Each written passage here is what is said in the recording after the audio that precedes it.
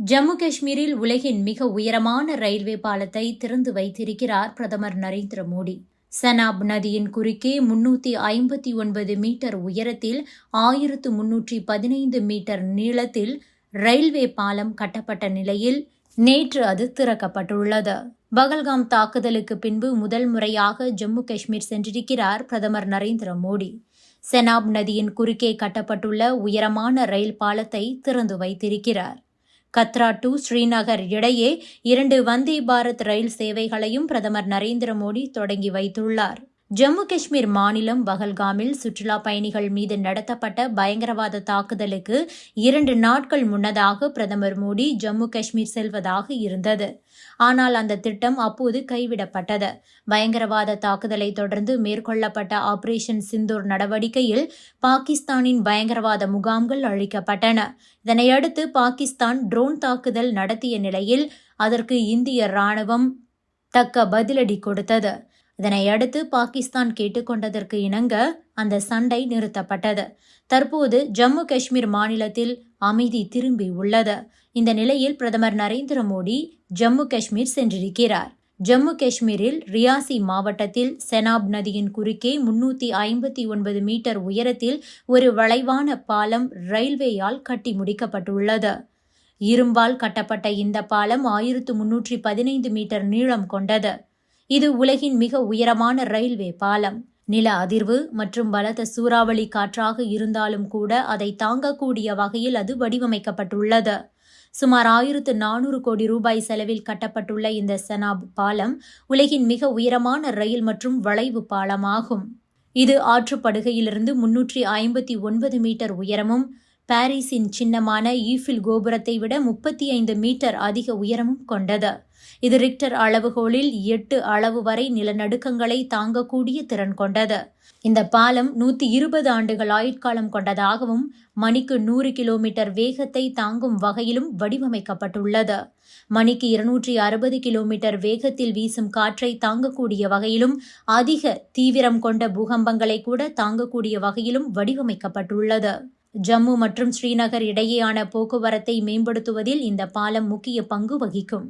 இந்த பாலத்தில் வந்தே பாரத் ரயில் இயக்கப்பட உள்ளது. இந்த பாலத்தை நேற்று பிரதமர் மோடி திறந்து வைத்து பார்வையிட்டிருக்கிறார். இந்த புதிய பாலம் வழியாக இயக்கப்படும் வந்தே பாரத் ரயில் மூலமாக கத்ராவிற்கும் ஸ்ரீநகருக்கும் இடையே பயணிக்க சுமார் 3 மணி நேரம் மட்டுமே ஆகும். இதனால் தற்போதுள்ள பயண நேரம் 2 முதல் 3 மணி நேரம் வரை குறையும். இதனைத் தொடர்ந்து கம்பி வழி ரயில் பாலமான ஆஞ்சி பாலத்தையும் பிரதமர் மோடி திறந்து வைத்துள்ளார். அதனைத் தொடர்ந்து ஸ்ரீ மாதா வைஷ்ணவ் தேவி கோவில் அமைந்துள்ள கத்ராவில் இருந்து ஸ்ரீநகர் வரை இயக்கப்படும் 2 வந்தே பாரத் எக்ஸ்பிரஸ் ரயில்களின் சேவையையும் கொடியசைத்து தொடங்கி வைத்திருக்கிறார் பிரதமர் மோடி. அதனைத் தொடர்ந்து கத்ராவில் 46,000 கோடி ரூபாய் மதிப்பிலான பல்வேறு வளர்ச்சி திட்டங்களுக்கும் அடிக்கல் நாட்டியிருக்கிறார். அங்கு ஏற்கனவே நிறைவடைந்த திட்டங்களையும் தொடங்கி வைத்து நாட்டுக்கு அர்ப்பணித்துள்ளார். ஜம்மு காஷ்மீரின் ரியாசி மாவட்டத்தில் பகால் மற்றும் கௌரி பகுதிகளுக்கு இடையே சிந்து நதியின் துணை நதியான செனாப் நதியின் குறுக்கே புதிய பாலம் கட்ட கடந்த 2002ஆம் ஆண்டில் முடிவு செய்யப்பட்டது. இதனைத் தொடர்ந்து கடந்த 2004ஆம் ஆண்டில் பாலம் கட்டும் பணிகள் தொடங்கப்பட்டன. ஆனால் பாலத்தின் உறுதித்தன்மையில் கேள்வி எழுந்ததால் கடந்த 2009ஆம் ஆண்டில் பணிகள் நிறுத்தப்பட்டன. இதன் பிறகு கடந்த 2010ஆம் ஆண்டில் செனாப் நதியில் இரும்பு கம்பியால் பாலம் கட்டும் பணி தொடங்கியது. வடக்கு ரயில்வே நிர்வாகத்தின் கீழ் ஜம்மு காஷ்மீர் வருகிறது. எனினும் மலைப்பகுதி என்பதால் செனாப் ரயில் பாலம் கட்டும் பணி கொங்கன் ரயில்வேயிடம் ஒப்படைக்கப்பட்டது. கடந்த 2014ஆம் ஆண்டில் பிரதமர் நரேந்திர மோடி பதவியேற்ற பிறகு பாலம் கட்டும் பணிகள் வேகம் பெற்றது.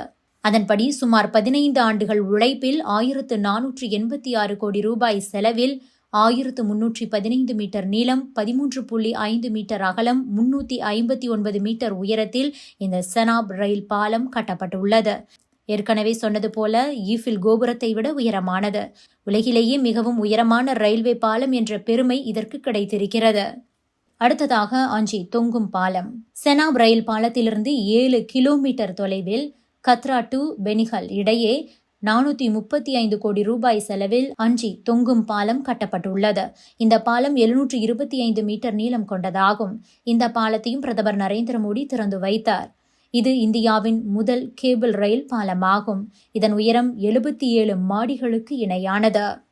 பிரான்ஸ் தலைநகர் பாரிஸில் உள்ள ஈஃபில் கோபுரத்தை பார்க்க சுற்றுலா பயணிகள் குவிகிறார்கள். அதைவிட செனாப் ரயில் பாலம் உயரமானது. இனிமேல் இந்த பாலத்தை பார்ப்பதற்கும் சுற்றுலா பயணிகள் குவிவார்கள். மேலும் இந்தியாவில் முதல் 5 தொங்கும் ரயில் பாலம் வெற்றிகரமாக கட்டி முடிக்கப்பட்டிருக்கிறது. இதுவும் மிகப்பெரிய சுற்றுலா தலமாக மாறும். புதிய ரயில் சேவையால் ஜம்மு காஷ்மீரின் சுற்றுலா மட்டுமின்றி தொழில்துறையும் வளர்ச்சியடையும். காஷ்மீர் ஆப்பிள்கள், உலர்ந்த பழங்கள், காஷ்மீர் குங்குமம், மூலிகைகள் உள்ளிட்டவை ரயில்கள் மூலம் நாட்டின் இதர பகுதிகளுக்கு எளிதாக எடுத்து செல்லப்படும். சர்வதேச அரங்கில் செனாப் ரயில் பாலம் ஒரு என்ஜினியரிங் அதிசயமாகவே வர்ணிக்கப்படுகிறது. இந்த பாலம் 120 ஆண்டுகளுக்கு நீடித்து நிலைக்கக்கூடியது. ரிக்டர் அளவுகோலில் 8 என்ற அளவுக்கு பூகம்பம் ஏற்பட்டால் கூட தாங்கக்கூடியது. சிறிய சேதம் கூட ஏற்படாது. 40 கிலோ வெடிகுண்டுகளால் தாக்குதல் நடத்தினால் கூட பாலத்தை தகர்க்க முடியாது. கடுமையான குளிர்காலத்திலும் செனாப் பாலம் வழியாக ரயில்களை இயக்க முடியும். செனாப் ரயில் பாலம் பகுதியில் ஆண்டு முழுக்க பலத்த காற்று வீசுகிறது. இதை கருத்தில் கொண்டு 266 கிலோமீட்டர் வேகத்தில் காற்று வீசினாலும் கூட எந்த பாதிப்பும் ஏற்படாத வகையில் நவீன தொழில்நுட்பத்தில் பாலம் கட்டப்பட்டிருக்கிறது. வடகிழக்கில் சிலிகுரி பகுதி கோழிக்கழுத்து பகுதி என அழைக்கப்படுகிறது. இதேபோன்று ஜம்மு காஷ்மீரின் அக்னூர் பகுதியும் கோழிக்கழுத்து பகுதி என்று அழைக்கப்படுகிறது. இராணுவ ரீதியாக இது முக்கியத்துவம் வாய்ந்த ஒரு பகுதி. இங்கு செனாப் ரயில் பாலம் கட்டப்பட்டிருப்பது பாகிஸ்தான், சீனாவுக்கு நேரடியாக விடுக்கப்பட்ட ஒரு சவால். பாகிஸ்தான் எல்லைப் பகுதி இங்கிருந்து 64 கிலோமீட்டர் தொலைவில் உள்ளது. போர்க்காலங்களில் இராணுவத்துக்கு தேவையான தளவாடங்கள், ஆயுதங்களை ரயில் பாதை மூலம் மிக எளிதாக எல்லைப் பகுதிக்கு எடுத்து செல்ல முடியும். எனவே இது பயணிகள் சரக்கு போக்குவரத்துக்கு மட்டும் கிடையாது, இராணுவ ரீதியாகவும் மிகவும் முக்கியத்துவம் வாய்ந்த ஒன்றாகவே பார்க்கப்படுகிறது. Subscribe to One India and never miss an update.